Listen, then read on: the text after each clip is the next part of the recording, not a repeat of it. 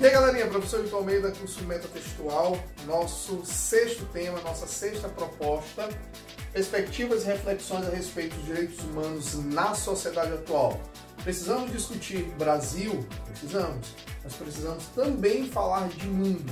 E aí a pergunta que a gente faz para extração da tese, lembre-se de que as palavras-chave estão aqui, ó, respeito dos direitos humanos, tá? Onde? Na sociedade atual, ou seja, no mundo todo. E a pergunta que a gente faz é, por que os direitos humanos não são cumpridos ou respeitados em sua totalidade em várias partes do planeta, embora a gente tenha uma legislação que estabeleça alguns critérios aí de humanidade, relacionado a direitos humanitários. E a gente chega, pessoal, a gente divide isso em sociedade e Estado. Qual é a responsabilidade do Estado para a preservação e cumprimento desses direitos humanos? E aí a gente verifica que o nosso argumento-chave, nosso argumento coringa, são limitadas políticas públicas.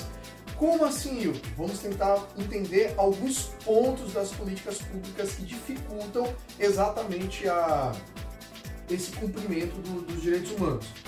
Burocracia, ou seja, lentidão de congressos, lentidão de legislações, de cumprimento de legislações em aprovar determinadas legislações.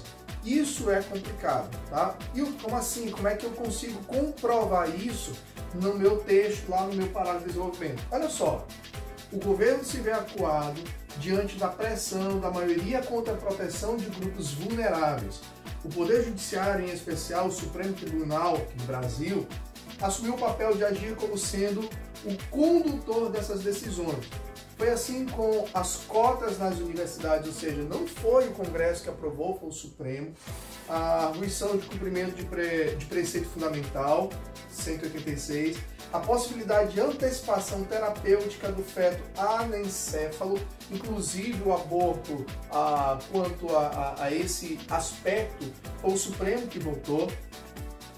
O uso de células-tronco embrionárias também foi o Supremo, porque o Congresso Nacional, a burocracia em votar, porque cada um puxa de um lado, e aí o Supremo toma para si essa responsabilidade.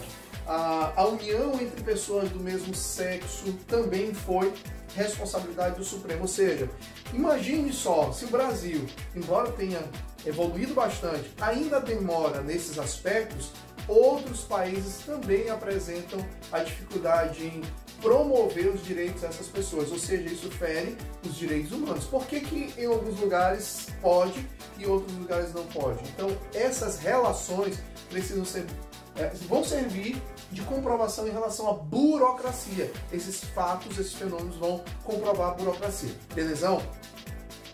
Outra comprovação, outro elemento está relacionado à saúde, ou seja, limitar as políticas públicas na saúde pública. Isso não só no Brasil, isso em várias partes do mundo. A gente verifica a dificuldade em hospitais, a dificuldade em atendimento gratuito, a dificuldade em fornecimento de medicamentos. Então, assim, não é só o Brasil que entra nessa parada negativa, mas puxando para o nosso lado, tentando trazer evidências para a área da saúde, olha só o que a gente... de acordo com, aqui a fonte, o tempo.com.br, cidade, falta de estrutura em hospitais, isso, pessoal, ONU, tá? A ONU fez uma pesquisa em vários países e no Brasil também. Então, olha só, um levantamento inédito divulgado nesta quinta-feira, 9, pelo Conselho Federal de Medicina, revela como a precariedade das instalações hospitalares coloca em risco a saúde de pacientes das redes públicas e privadas no país.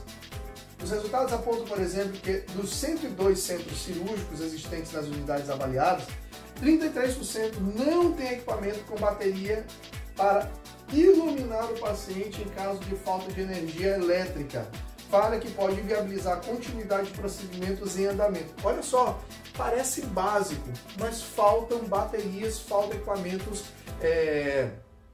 de emergência na falta de energia, tá? Para a iluminação. Em 3% dessas unidades, não há sequer área para a higienização das mãos dos médicos Falta grave que aumenta os riscos de infecção hospitalar, uma das principais causas de morte entre doentes hospitalizados, segundo a Organização Mundial da Saúde. Ou seja, princípios básicos de higiene faltam exatamente em vários hospitais, não só no Brasil, mas em várias partes do mundo. Então, a dignidade, ela é desrespeitada. A dignidade, é violado o princípio da dignidade humana aqui. Das 68 UTIs existentes nos hospitais analisados, faltavam monitores cardíacos em 41%, 35% delas não tinham ventilador mecânico com bateria para ser usado durante o transporte de doentes.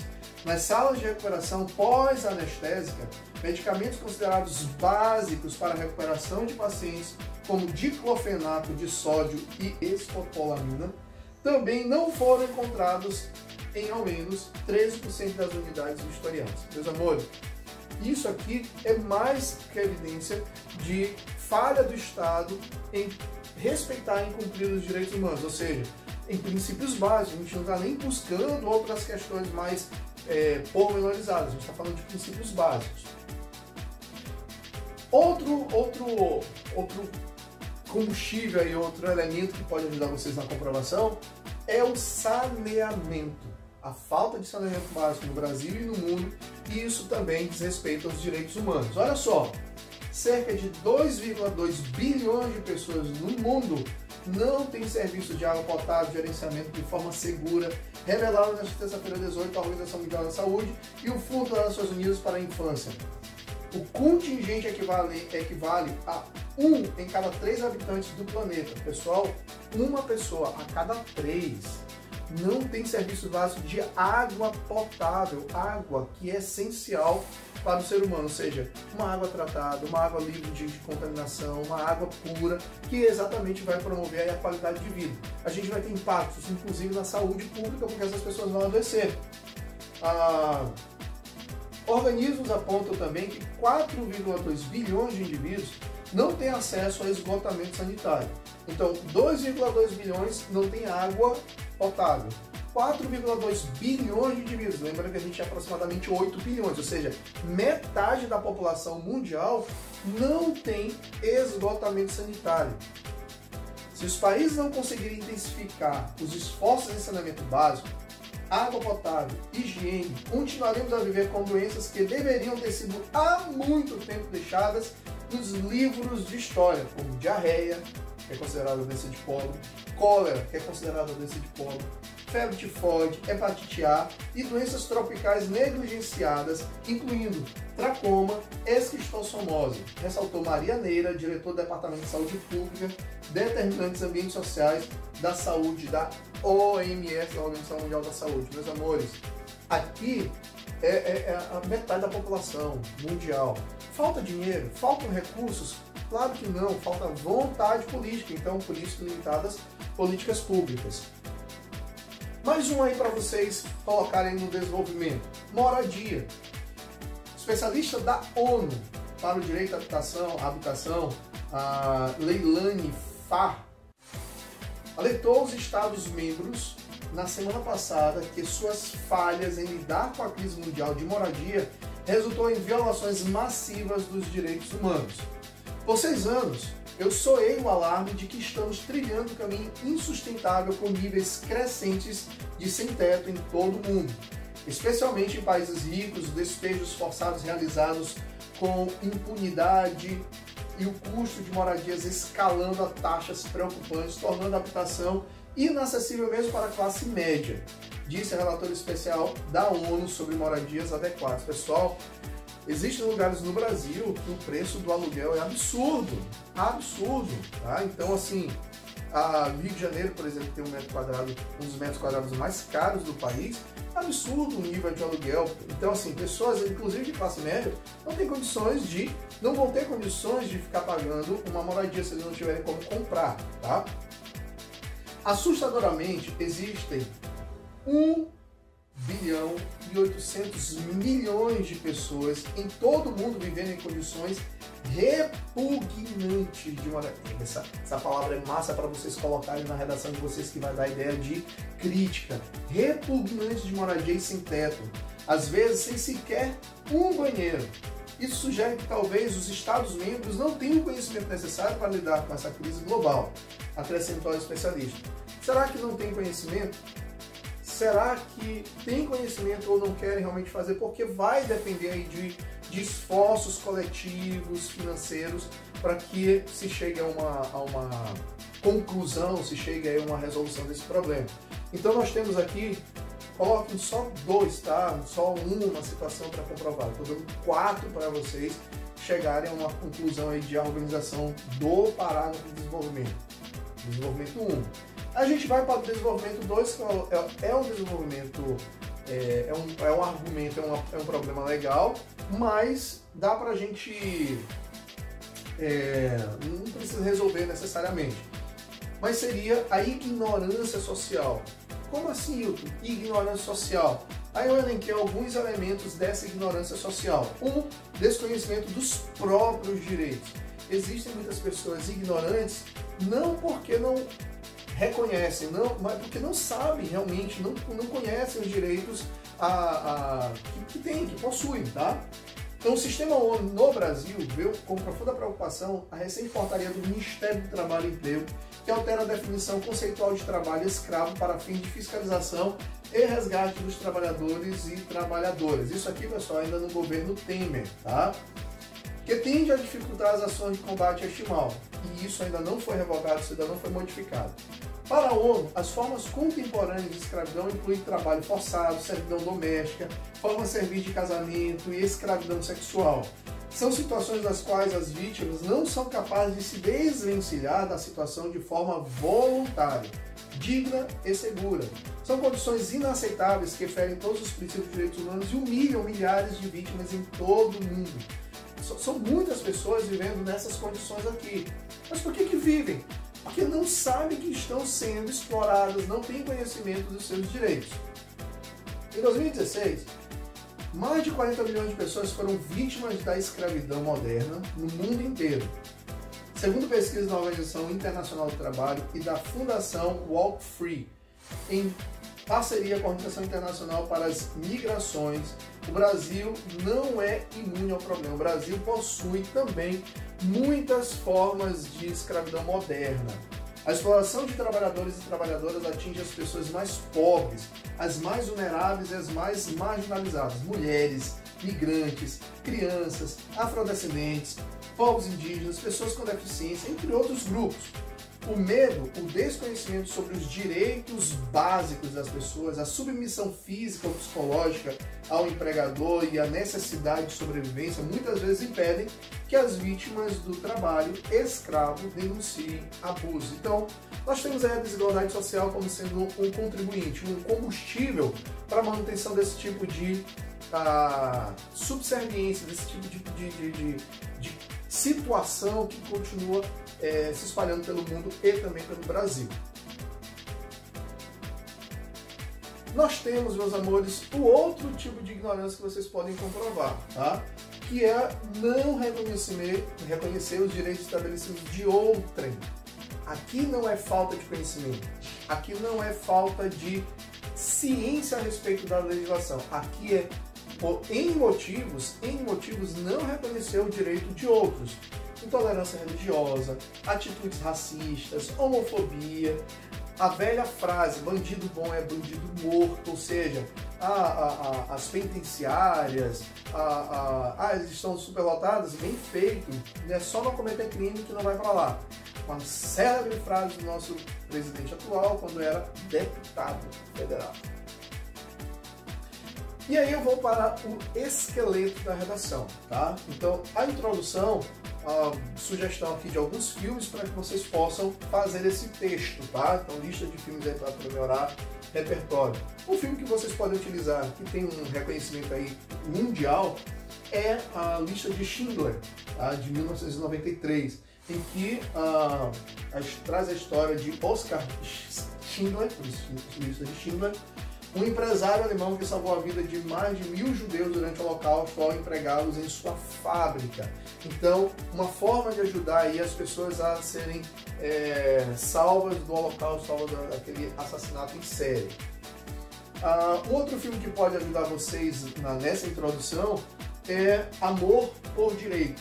Filme muito massa que fala de uma relação homossexual entre duas mulheres e a luta pelo direito em relação à pensão. Olha só, a policial de New Jersey, Laurel Esther, e a mecânica Stacey Andrew estão em um relacionamento sério. O mundo delas desmorona quando Laurel é diagnosticada com uma doença terminal. Como sinal de amor, ela quer que Stacey receba os benefícios da pensão da polícia após a sua morte. Só que as autoridades se recusam a reconhecer a relação homoafetiva. Então, é baseada em uma história baseada em fatos reais. Depois disso, alguns países começaram a estabelecer esse direito a partir de uma relação estável, de uma união estável, tá? Mas ainda é burocrático, ou seja, que fere os direitos humanos. Outro filme massa, que é um filme nacional, que pode falar tranquilamente, sinalizar tranquilamente esse desrespeito aos direitos humanos, é o filme Carandiru, do nosso doutor Drauzio Varela, conhecidíssimo, em 2003, em que ele, por vivenciar a realidade dos presídios, especificamente lá em Carandiru, e aquela chacina doida que foi depois, ele resolveu fazer isso em forma de filme, em forma de livro, e virou filme. Então o médico sanitarista se oferece para realizar o trabalho de prevenção ao vírus HIV no Carandiru, maior presídio da América Latina durante os anos 90. Convivendo diariamente com a dura realidade dos encarcerados, ele presencia a violência agravada pela superlotação, a precariedade dos serviços prestados e a animalização dos presos. Paradoxalmente, conhece o sistema de organização interna e o lado frágil, romântico, sonhador daqueles que tanto mal parecem ter feito à sociedade. Porque parece ter feito. Eles cometeram crime? Sim, cometeram. Mas não é por isso que eles vão ser tratados de forma animalesca. Filmes, tá, pessoal? Filmes que podem ajudar vocês aí no tópico frasal. Mas eu também vou dar algumas sugestões para vocês de livros, obras literárias. O primeiro deles é Eu Sou Malala, pessoal. Este livro, Eu Sou Malala, conhecido, tá? Conhecido no mundo todo. A menina de 16 anos que luta aí, começou a lutar de forma heróica, inclusive, pela educação. Então, quando o Talibã tomou controle do Vale do Swat, uma menina levantou a voz, Malala Yousafzai, recusou-se a permanecer em silêncio e lutou pelo seu direito à educação. Mas em 9 de outubro de 2012, uma terça-feira, ela quase pagou o preço com a vida. Malala foi atingida na cabeça por um tiro a queima-roupa dentro do ônibus no qual voltava da escola. Poucos acreditaram que ela sobreviveria. Mas a recuperação milagrosa de Malala a levou em uma viagem extraordinária de um vale remoto do norte do Paquistão para as salas das Nações Unidas em Nova York. Aos 16 anos, ela se tornou um símbolo global de protesto pacífico e a candidata mais jovem da história a receber o Prêmio Nobel da Paz. Um outro best-seller, um outro livro que pode ser bastante utilizado para este tema, é A Peste, romance que destaca a mudança na vida da cidade de Oren depois que ela é atingida por uma terrível peste transmitida por ratos que dizima sua população. Narrado do ponto de vista de um médico envolvido nos esforços para conter a doença, o texto de Albert Camus ressalta a solidariedade, a solidão, a morte e outros temas que auxiliam na compreensão dos dilemas do homem moderno. Solidariedade, ajudar o outro, a falha do Estado em garantir cuidados sanitários pode ser utilizado tranquilamente. Beleza? Em relação ao argumento 1, limitar as políticas públicas, que áreas do conhecimento a gente pode utilizar? Meus amores, olha só aqui, usem um só, tá? Usem só um. Paulo Freire, nosso queridíssimo, A Teoria Sem Prática Vira Verbalismo. Peter Drucker, Não Existem Países Subdesenvolvidos, mas Países Subadministrados. Thomas Hobbes, É Dever do Estado zelar pelo bem-estar da sociedade, pois ambos estão unidos por meio de um contrato social. Thomas More, que pode ser inclusive utilizado no tópico frasal da introdução. Autor de Utopia, em cuja obra criou um reino ilha imaginário, cuja sociedade funcionava de modo justo e perfeito, ou seja, fora da alusão literária, isso é bem diferente. Para a ignorância social, quais são as áreas de conhecimento que a gente pode estabelecer para ignorância social. Claude Lévi-Strauss: só é possível interpretar adequadamente as ações coletivas por meio do entendimento dos eventos históricos. Ou seja, se historicamente essa população ela não foi orientada, ela não foi doutrinada a lutar pelos seus direitos, a reconhecer os seus direitos, a entender os seus direitos, isso não vai mudar da noite para o dia. Sacaram? Então isso aqui é bem interessante. Arthur Schopenhauer: os limites do campo da visão de uma pessoa determinam o seu entendimento a respeito do mundo. Beleza, eu posso utilizar isso aqui tranquilo e calmamente, que vai ajudar. Poxa, pode ser tanto para a ignorância em relação à falta de conhecimento, como não respeitar os direitos dos outros por N motivos. Cícero fala, imperador romano: a ignorância é a maior enfermidade do gênero humano. Simon Bolivar: um povo ignorante é um instrumento cego da sua própria destruição. Por que destruição? Porque nós vamos ter aí o ferimento a princípios legais, a direitos já estabelecidos. Proposta de intervenção. Quem é que vai resolver essa parada? A gente está falando de Brasil e de mundo. ONU, países signatários e ONGs podem ajudar nessa parada. O que pode ser feito? Plano de ação voltado para a melhoria do desenvolvimento social. Como vai ser feito isso? Por meio da destinação de recursos, organização de projetos, avaliação de risco e fiscalização das obras propostas. Qual a finalidade? A fim de que a atividade possa ser efetivada para aqueles que, por si sós, dificilmente conseguiriam alimentação nutritiva, moradia confortável, segura, atendimento hospitalar humanizado, e aí vocês vão colocar aqui de acordo com o que vocês colocaram lá no desenvolvimento, tá? Coloquei aqui tudo para tentar trazer para vocês essa percepção do todo, tá?